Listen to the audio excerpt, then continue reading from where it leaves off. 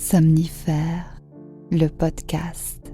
Somnifère, c'est un podcast en 2 parties. D'abord une courte séance de relaxation conçue pour vous préparer au sommeil, suivie d'une histoire à dormir debout qui vous fera tomber dans les bras de Morphée. Disponible à l'écoute chaque soir, dès 19h, sauf les vendredis et samedis soirs. Si vous aimez ce podcast, merci de le noter sur la plateforme sur laquelle vous l'écoutez. Pour toute question ou suggestion, envoyez un mail à l'adresse morphée@somnifèrelepodcast.com. Bonne écoute et bonne nuit. Installez-vous confortablement et fermez les yeux. Votre programme du soir va commencer. Le verbe aimer est difficile à conjuguer. Son passé n'est pas simple, son présent n'est qu'indicatif, et son futur est toujours conditionnel. Jean Cocteau.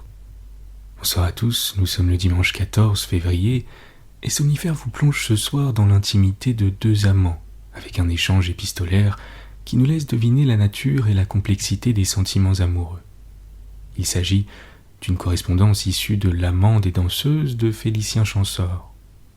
Et juste avant cela, une séance de relaxation que vous avez choisie en votant sur le compte Instagram du podcast. Un bonne nuit tout spécial ce soir à Agnès de Lunéville, Nell de Montréal, Lucie de Saint-Georges de Didonne et Alistair d'Angoulême, et merci d'avoir partagé Somnifère sur vos réseaux sociaux. Plus d'infos en description de cet épisode. Je vous souhaite une excellente nuit, et maintenant place à notre séance de relaxation. La séance de relaxation. Installez-vous confortablement, fermez les yeux. Prenez une grande inspiration par le nez. Retenez votre respiration pendant quelques instants. Et expirez par la bouche.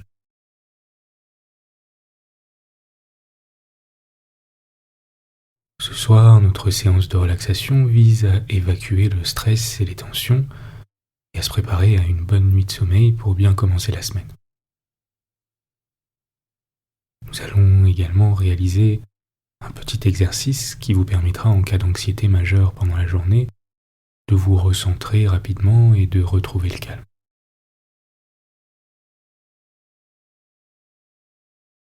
Nos vies modernes sont anxiogènes et beaucoup d'entre nous ressentons les effets du stress au quotidien, surtout avec le contexte actuel. Plutôt que de se laisser envahir par nos émotions, il est important de les observer et de les apprivoiser. Commencez par relâcher complètement votre visage, mâchoire, sourcils, front. Prenez quelques instants pour détendre tous les muscles de votre visage.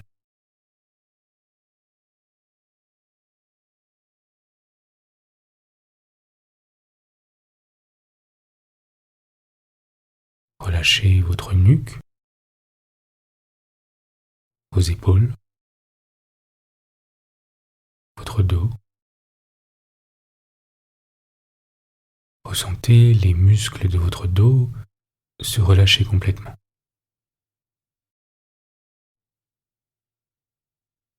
Vos bras et vos mains sont complètement relâchés également et reposent sur le matelas comme inertes, en état de détente complet. Quand vous y pensez, c'est étrangement agréable.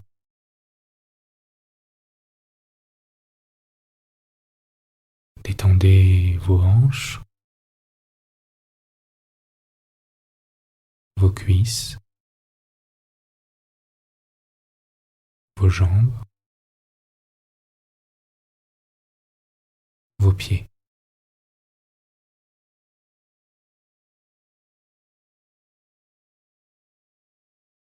Concentrez-vous sur l'air qui entre et sort de vos poumons et observez vos sensations. Ne cherchez pas à respirer particulièrement lentement, respirez simplement naturellement.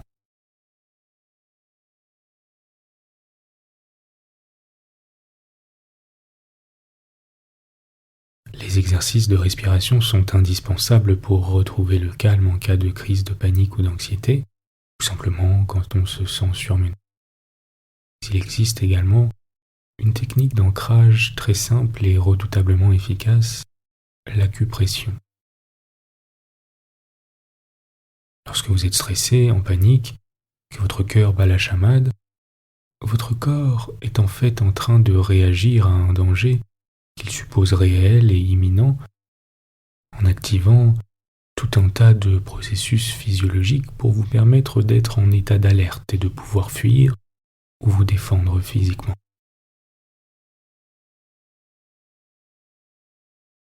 Il est possible de demander à notre corps de cesser d'envoyer ces signaux désagréables, de lui dire de se calmer.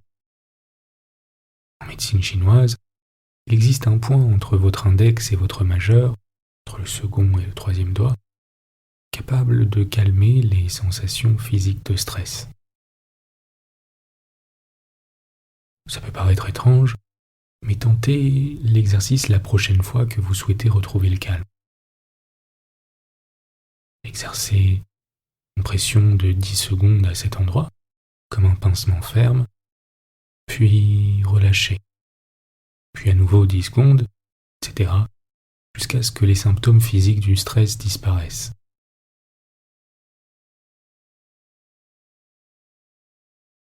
Prenez une grande inspiration par le nez et expirez par la bouche à votre rythme. À chaque expire, votre corps s'enfonce davantage dans le matelas.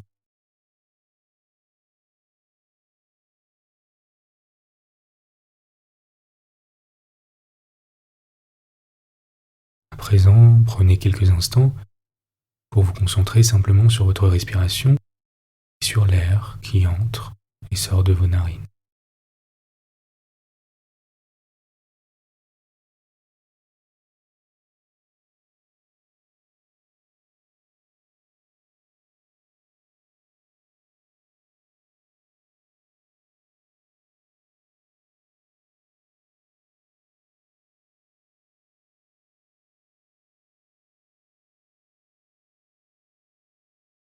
Sentez l'air gonfler vos poumons à l'inspire, puis expirez sereinement.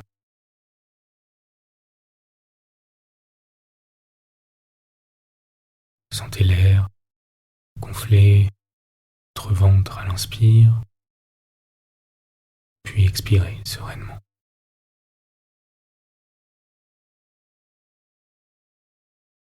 Vous êtes calme et détendu. L'histoire du soir. Félicien Champsaur, lettre d'amour. Ce qui suit est dépouillé d'intrigue, comme réalité c'est la copie exacte d'une correspondance. Rien n'a été changé, sauf les noms. Les deux amants ont mis du noir sur du blanc. C'est tout ce qui reste de leurs sentiments passagers. Pour elle, passion, pour lui, caprice, car rarement existe en amour l'accord parfait. Madame de Cergy, 10 rue de Monceau, Paris, 23 août, jeudi. Méchante, je vous ai attendue. Vous êtes admirablement gracieuse. J'ai été joyeux tout le jour dans l'espérance certaine de votre venue promise. Un mot, je vous prie, pour me donner rendez-vous. Ou plutôt, je serai chez moi demain à 5 heures. Méchante. Qui êtes si gentille. Venez. À vos pieds, signé Jacques de Mirande. Vendredi, sur une carte de Jacques laissée rue de Monceau chez Madame de Cergy. Je n'ai fait que songer à vous. Maison Rose, dimanche. Pourquoi vous être moqué de moi hier? Donner ce rendez-vous par ce soleil, c'est une jolie plaisanterie. Personne. Je suis dans votre jardin comme un voleur. Je ne comprends pas. Qu'est-il arrivé? Pourquoi n'avoir pas prévenu? Je devrais, en ce moment, vous couvrir de baisers, comme d'un voile de promesses, de baisers qui donnent la fièvre pour d'autres baisers. Je suis navré, je ne sais plus, je ne comprends plus rien, sinon que je vous aime. J'ai sauté par-dessus la grille pour laisser ce mot avec des roses dans un des 2 mignons sabots oubliés dehors. Une dépêche ce soir et j'accours. À vous, du profond du cœur. C'est atroce. Signé Jacques, sur une feuille déchirée d'un carnet. Maison Rose, lundi. Ce soir, pour vous, les verrous du chalet seront tirés. Signé Laure. Paris, mardi 3 septembre. Cher ami, vois-tu, on ne fait pas toujours ce qu'on veut. Je pars en voyage. Il le faut. Mais j'ai le meilleur souvenir de ces quelques jours et de ton charme exquis. Écris-moi que tu ne me boudes pas, que nous resterons bons amis. Tu me plais beaucoup et je te chéris bien. Je serai très heureux, je t'assure, si tu veux bien toujours m'envoyer de tes nouvelles. Et quand nous nous rencontrerons cet hiver à Paris ou à Nice, ce sera une fête d'amitié, même d'amour, si ta gentillesse s'en mêle. Pourquoi finir après un peu plus d'une semaine? J'en ai pris la résolution, et je suis tout attristé par les regrets. Crois-moi, mon cœur. Signé Jacques. Maison Rose, mardi soir. Vous m'avez dit que vous m'aimiez, vous avez été mon amant, et c'était du fond de mon âme que mes baisers montaient à votre cœur. J'avais mis dans ce roman plus que de la fantaisie, et pris pour de l'amour une aventure frivole, qui ne pouvait durer qu'un jour, qu'une nuit. Aujourd'hui, le regret silencieux penche ma tête blonde et ternit l'azur de mes yeux. Si je me suis trompé, si vous pensez à moi, venez, ami, cueillir à ma paupière une larme discrète et fière, et me rendre ce délire qui me faisait tout oublier. S'il est trop tard, alors que mon cœur se déchire. L'amour est mort, il est sous terre. Et qui donc peut ressusciter les morts? Signé Lord de Cergy. Paris, 5 septembre, mercredi. Ta lettre charmante m'a troublé. Qui peut ressusciter les morts? La foi. Je t'aimais. Depuis ta lettre, je t'aime davantage. Pourquoi cette inconséquence? C'est qu'il y a un homme double en moi, le sensitif et le raisonneur. Réfléchis aussi, où nous mènerait une liaison? Nous quitter plus tard serait difficile après un enracinement. Je le jure, aucune femme ne m'a ravi plus que toi. Le premier jour où je t'ai vu, avec ta voix si douce, ta silhouette élégante et fine. Tu es supérieure, délicate, distinguée, adorable. Et je t'adore. Tu peux venir en tout temps me voir. Tu es sûre d'être la bienvenue, la bien chérie, la bien fêtée. Cependant, soyons amis, mon amour. Il suffit d'une semaine de sentiments véritables pour parfumer l'amitié de toute une vie. Je souffre de te faire de la peine. Pardonne, j'ai le malheur de te causer un chagrin. Signé Jacques. Maison Rose, vendredi 7 septembre. Devrais-je t'écrire, mon pauvre cher ami? Tu es parfois bien singulier et sans qu'on en sache le motif. Hier, sur ma poitrine ton cœur battait à se briser et sur mes lèvres je sens encore tes baisers. Et tu ne m'aimais pas. Ce n'était que caprice. Tu parles d'amour pour prendre le cœur sans donner le tien. Hélas, l'amour est un oiseau de passage. La joie est brève et le réveil triste. Aujourd'hui, nos amours sont terminés. Nous les jetterons dans le passé et nos baisers nous couvriront de leurs débris. Tu m'as fait pleurer et rire quand tu cherchais dans mes yeux et sur ma bouche l'infini. Tu me disais que mes traits sont adorables et tu ne m'aimais pas. Il te semblait drôle de passer le temps en badinant avec l'amour. Prends garde, chérie, de te prendre toi-même au piège et que ton chagrin ne me venge. Signé Laure. Maison Rose, 8 septembre. Cher ami, je t'envoie au hasard cette rose et cachée bien au fond du feuillage, cette épître amoureuse. Je ne sais où ni quand elles te parviendront. Peut-être que la fleur, lasse d'un tel voyage, n'aura déjà plus rien de sa beauté d'un jour, mais je pourrais juger que ma lettre n'aura rien perdu de son parfum d'amour. Je voudrais te voir, signé Laure. Mardi, minuit.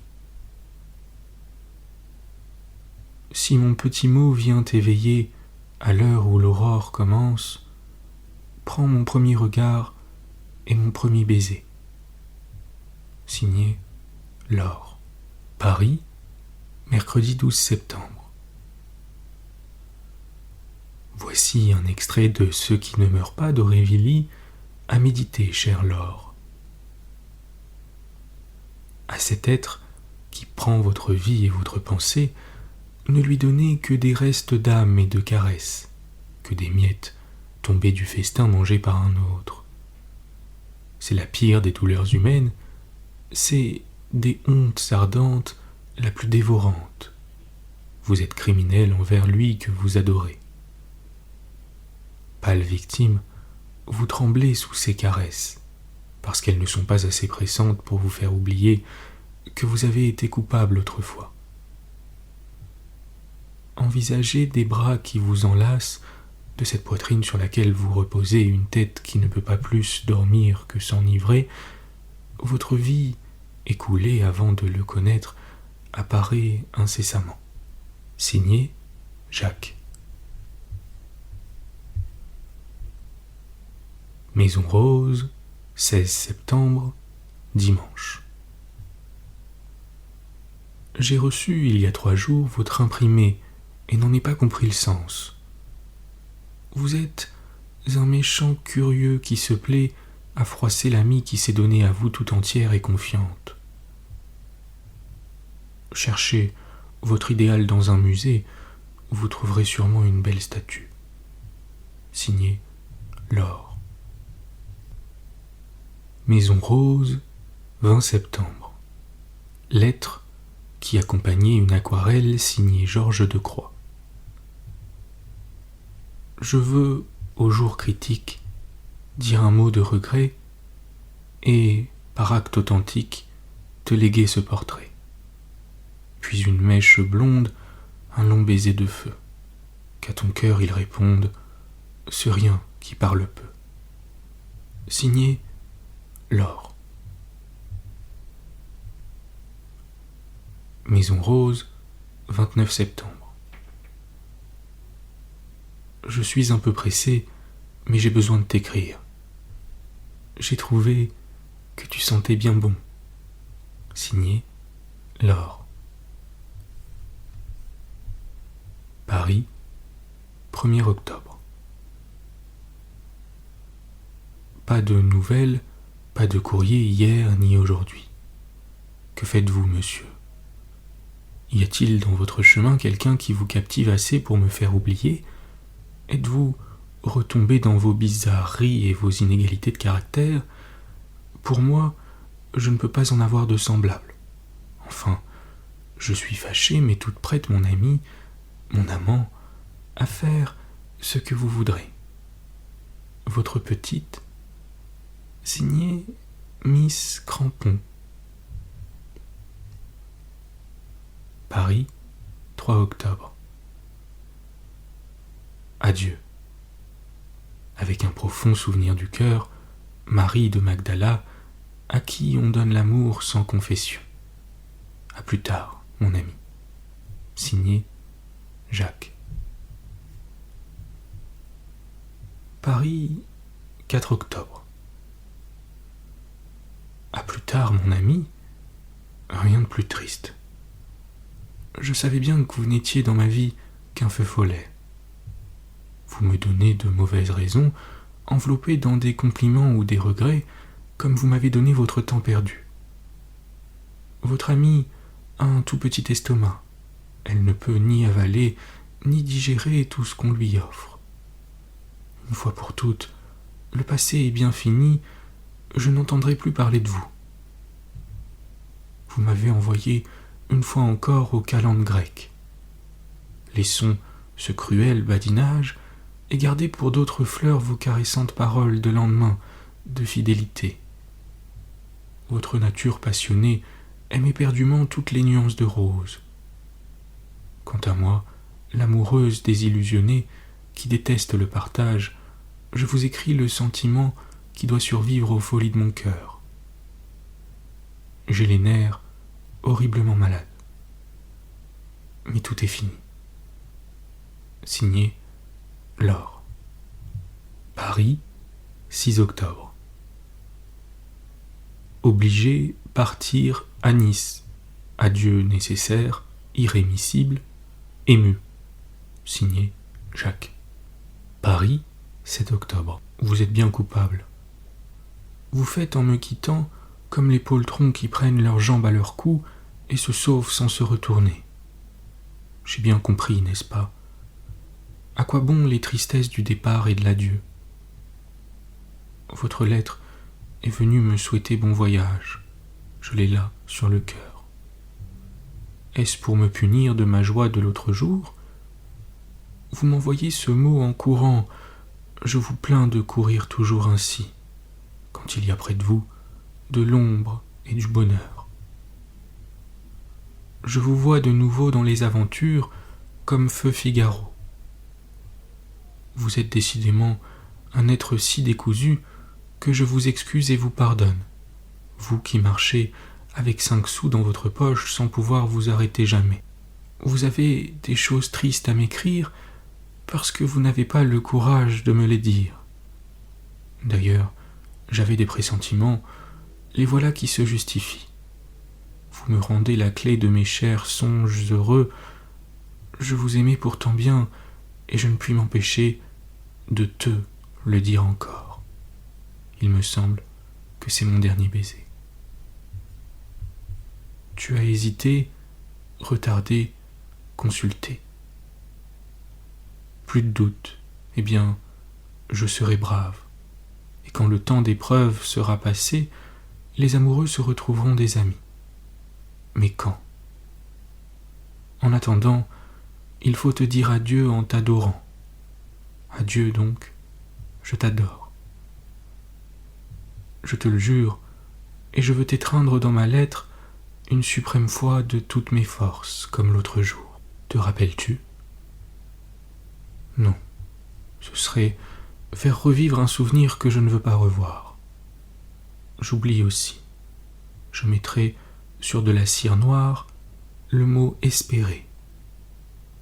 Tiens, vois-tu, j'aime mieux fermer tout de suite ma lettre et mes yeux, et autant que possible, mon pauvre cœur.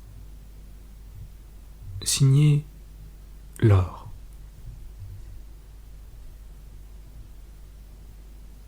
Paris, 8 octobre. Je n'ai pas oublié vos tendresses, le magnétisme irrésistible. Après m'avoir 2 fois abandonné, vous sonnez contre moi les trompettes du jugement dernier. Tenez, je voudrais tremper ma plume dans le sang de mon cœur et vous écrire, triste ou gai, ce qui monte à ce cœur tout plein de souvenirs. Le souvenir, c'est la caresse de l'amour éloigné. Eh bien, je ne m'en cache pas, j'ai pleuré, je pleure les baisers envolés, je pleure votre cœur que je ne trouve plus pour reposer le mien. Maintenant, j'ai résolu de ne plus vous écrire, de ne plus penser à vous.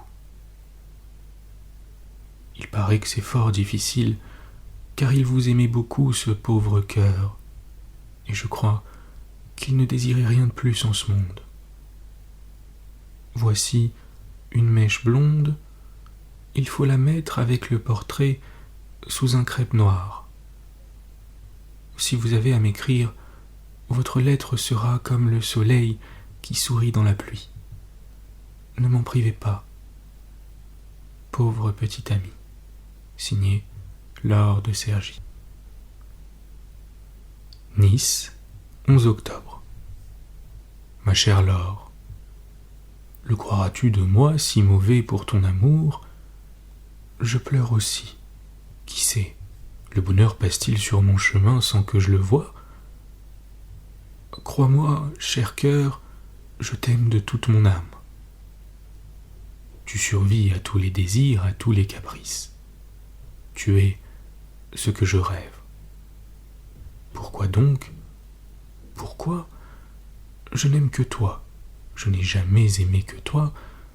Et si jamais j'en aime une autre, ce sera encore toi. Petit idéal d'élégance et de tendresse aventureuse, étoile blonde qui aurait dû attendre pour parcourir le ciel afin de guider ma vie amoureuse de toi. Je regrette tes premiers rayons. Cher amour, fins et longs cheveux d'or clair, je vous adore. Vous êtes tout ce qui m'a ému au monde. Je suis obligé de m'interrompre, mes yeux sont obscurcis de larmes. Je pleure les joies qui ont passé devant moi, l'affection de ma vie évanouie. Je pleure ce que j'aurais voulu, ce que je payerais de 5 ans d'existence. J'ai bien pensé à toi. Quels seront nos destins? Mais tu devais être à moi, et s'il est un Dieu bon et tendre, car parfois on voudrait le croire, il aurait dû réunir nos 2 âmes durant l'éternité. Elles n'en font qu'une. N'envie personne, chérie, tu as le meilleur de moi. Être bizarre, je lutte contre moi-même. J'embrasse la mèche de cheveux que tu m'as envoyée. Dans ce baiser, je mets ce que je ne donne jamais, tout ce que j'ai d'amour et de chimère. Signé Jacques. Cette lettre était la dernière en date du paquet noué d'un étroit ruban noir. Quels menus événements expliquaient cette correspondance? Quelles ont été les émotions de cœur entre ces lettres d'amour? Quel est le caractère, la situation de cette maîtresse délaissée? C'est certainement une âme tendre qui avait ordinairement de l'esprit, et l'amant capricieux, un tout jeune homme sans doute de 10 ans plus jeune que sa maîtresse. Qu'était-il? Comme quelques fous, un chercheur d'impossible, un rêveur qui aurait voulu en même temps manger les raisins et en voir les fleurs. Le rêve, il existe peu. On en sort chaque matin quand commence la vie réelle.